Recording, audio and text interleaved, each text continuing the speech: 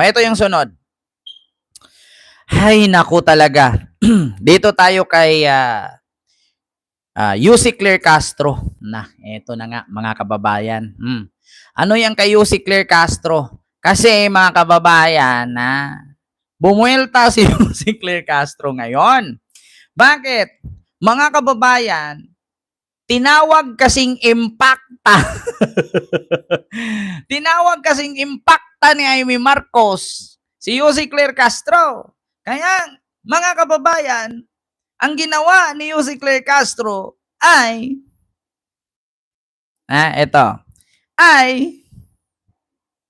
bumuelta. Diyos ko, ikaw ba naman tawaging impacta? Saan na ba yon? Impacta daw. Impacta. O, eto. Pakinggan natin. Si Palace Press Office Undersecretary Claire Castro matapos siyang tawaging impacta sa isang video ni Senator Amy Marcos.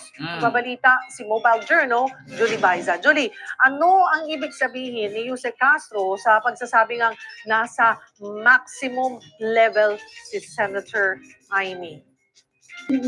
Cheryl, it takes one to know one. Yan yung sagot ni Palace Press Officer Claire Castro doon nga sa tila pagtawag sa kanyang impacta sa video ni Senadora Amy Marcos. Sa press briefing dito sa Palasyo, sinabi ni Castro na kahit kailan hindi raw siya gumamit ng mga ganyang salita o ad hominem laban sa kapwa. At kung alam din daw ng senadora yung kahulugan ng impacta, it takes one to know one nga. Giit pa niya, wag daw mag-alala ang presidential sister at ang grupo nila. Nasa kanila daw yung corona at hindi kayang agawin mula sa kanila. Wala pa raw kasi si Castro sa kalingkingan ni Senadora Amy Marcos dahil sila nga raw ay nasa maximum level. So yun nga yung sinasabi, Cheryl, ni Castro, na nasa maximum level daw yung kumbagay pagiging impacta ng mga sinasabi niyang ibang tao na dawit daw doon sa video. Cheryl.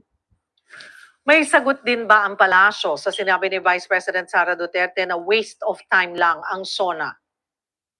Cheryl, ang SONA daw, nasa konstitusyon naman daw yan, sabi ni Yusek Castro. Ang hindi daw pagbibigay ng respeto sa SONA ay hindi rin daw pagrespeto sa konstitusyon at sa institusyon mismo. Ang patutsada pa ni Castro, may mga tao daw na nais manatiling mga taong bayan. Kaya't ang payo nga niya sa publiko, lagi daw sanang maging mapanuri. Huwag daw sumunod sa mga nag-uudyok na manatiling mangmang sa katotohanan. Narinig niyo? Huwag manatiling mangmang at huwag maniwala sa mga nag-uudyok kasi sila yung maximum of 7 level impacta. Kita nyo? Ma'am Marlene Nilupo. Kita nyo mga kababayan. Sabi ko nga sa inyo alam nyo ako, bihira lang ako manglait. Pero much better yung mauna kang manglait kaysa maunahan ka. Totoo, ako naniniwala ako sa mga kasabihang, much better na mauna kang manglait kaysa maunahan ka. Kaya siguro yan ang ginaya siguro ako ni Amy na unahin ko sigurong laitin si Jose Claire Castro sabihang impacta kaysa maunahan ako sabihang mas mukha kang impacta. Alam niyo, sa totoo lang mga kababayan, naalala ko si Michael Jackson pag napanood ko si Amy.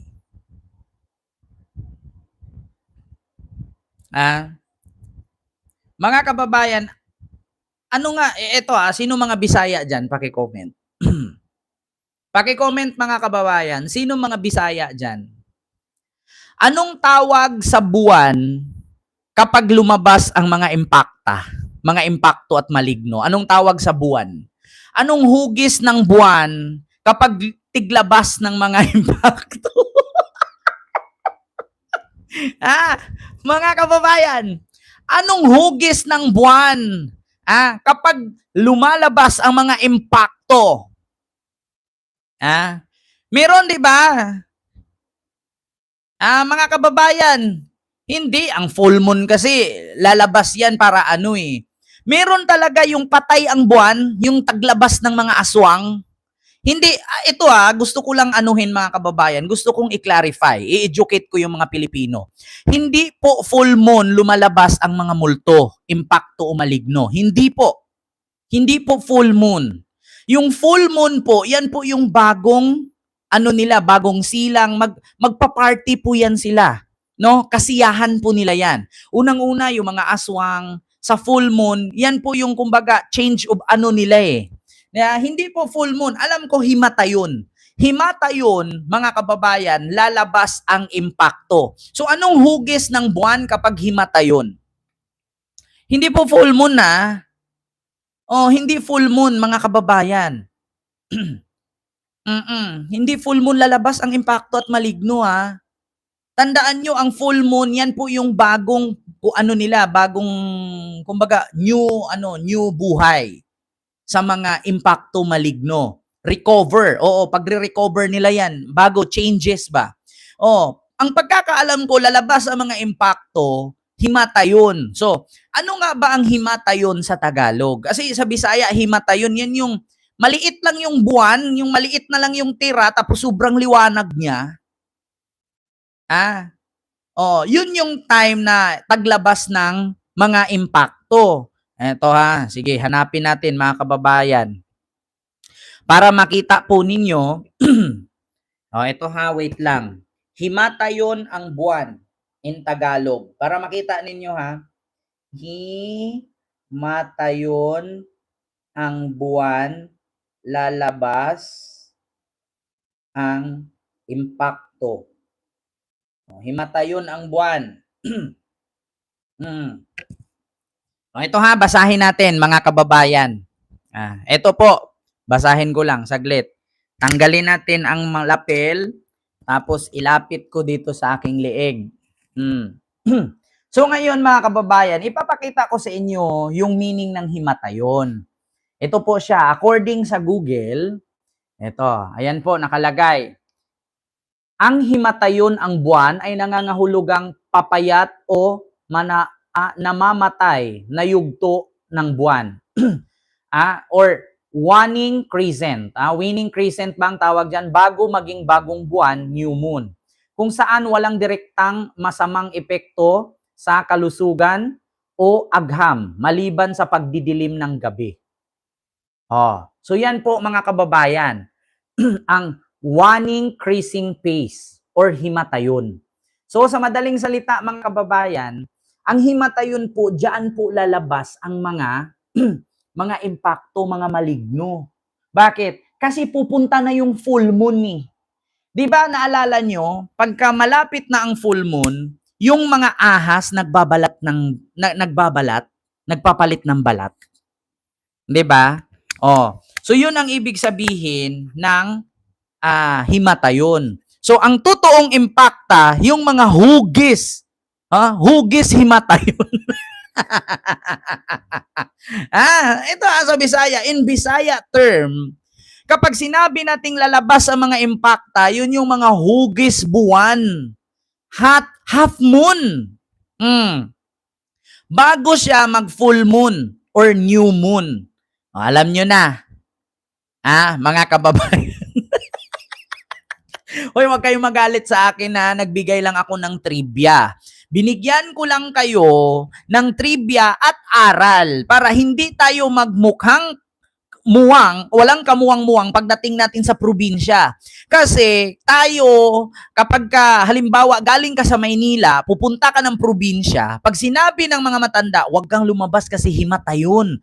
Ibig sabihin ng himatayon, tiglabas yan ng mga impakto maligno, aswang, mga wakwak, mga multo. So, ibig sabihin, himatayon is crescent moon.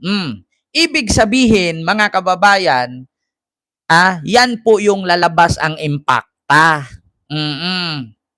Kaya yung sinasabi ni Aimee na mukhang impakta si Jose Claire Castro, nagkamali po siya.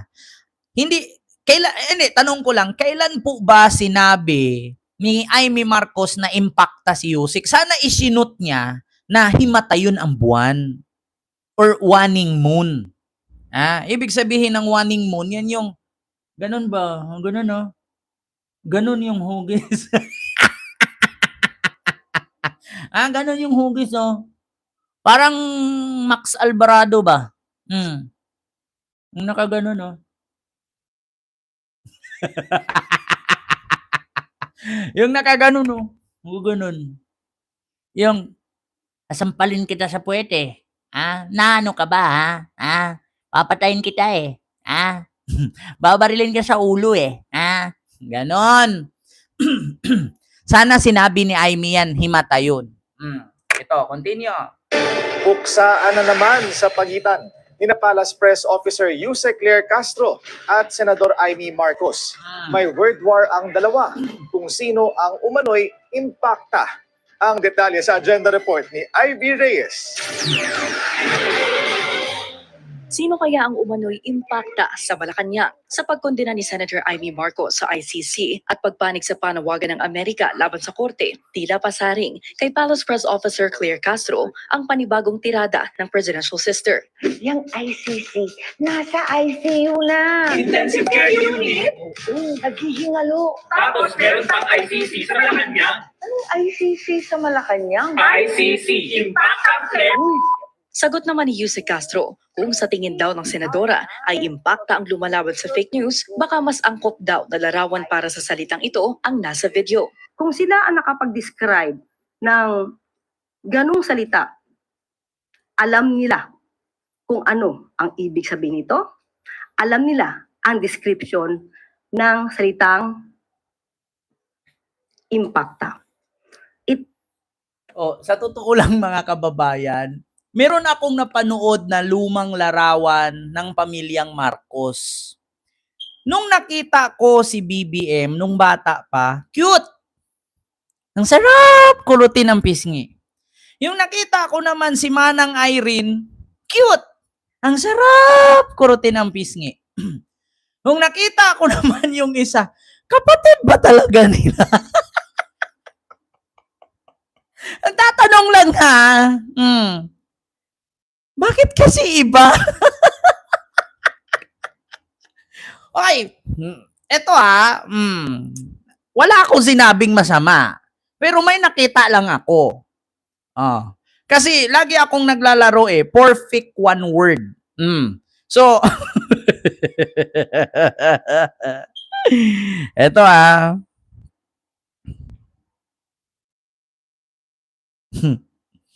To mga kababayan, dito mo malaman na talagang magkapatid ba talaga sila? Anak ba talaga siya? Yung nakita ko yung picture Ito. Makita ko sa inyo, picture. Si BBM yung humalik. Si Irene yung nakatingala.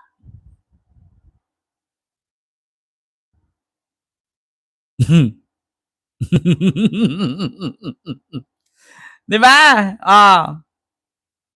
Nagtatanong lang. Bakit ganon? Period. Di ba? Continue. It's one to know one. Dagdag pa nito, hindi siya sanay sa ad hominem. At ang korona ng pagiging impacta, wala raw sa Malacanang, kundi nasa Senado. Hindi natin kayang agawin ito mula sa kanila. Wala ako sa kalingkingan ni Senator Amy para sa ganyang klaseng description. Sila ay nasa maximum level. Tutol din ng Malacanang sa manifestation ni Senador Rodante Marcoleta na payagan sila ni Senador Jinggoy Estrada na lumahok sa impeachment trial dahil isa raw itong special treatment. At Si Senator Amy Marcos released a video yesterday. Doon sa video, sinasabi niya na ICC is in trouble dahil nagsalita na ang US. And at the same time, she mentioned na merong ICC dito sa Malacanang. She did not finish the meaning of the acronym ICC in Malacanang. But after watching the video, do you feel that she was referring to you? What do you want to tell to the senator? I just want to know, what do you feel? Kasi you're asking me that question, so it seems na ang ICC na binabanggit nila, you believe na ako yon. Tama? Just want to know. Alam nyo, kung pareho lang kami utak ni Yossi Claire, isa lang naman tanungin ko O sige, impacta ako. Pero at least, buhok ko lang ang fly away, hindi ang baba ko. Alam niyo, pag mga ganyan kasi bardagulan, papatulan yan. Yossi Claire, Diyos ko naman, vlogger tayo. At least, yung sa akin, buhok ko ang fly away.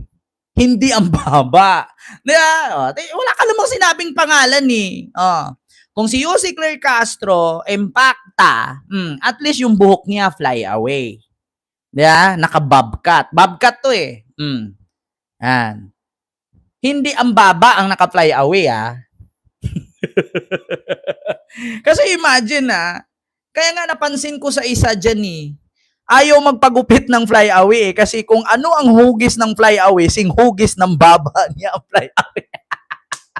Oy, wala akong babang nagpa-fly away Double ang baba ko pero hindi fly away, 'di ba? Ganun lang. Tignan natin kung sinong maasar, no? Sinong maihi sa galit.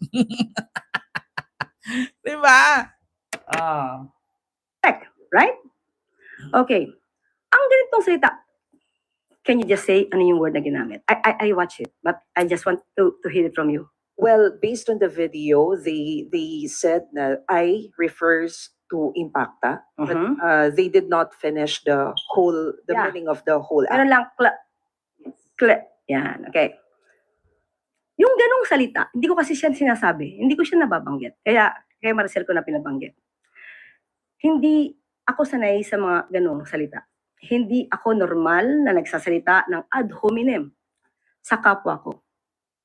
So, kung sila ang nakapag-describe ng ganong salita, alam nila kung ano ang ibig sabihin nito, alam nila ang description. Alam niyo, sa totoo lang mga kababayan, sabi ko nga sa inyo, ang ugali ng tao nagre-reflect sa pananamit, sa pananalita. Kung sinabi nila na impacta, magre-reflect yan Sino ba yung nagsabi ng impacta? I-check nga natin muna. Halakas ng lubo magsabing impacta, mukha ka namang tsakadal. Di ba? Pero ayan yun mga kababayan. At saka hindi din natin maitanggi yan. Kasi bakit? Sa mga anak niya, nagre-reflect din, pare-pareho sila Di ba? Yung iba nga dyan, gumaganon-ganon pa nga Pag nagsalita, gumagano, no?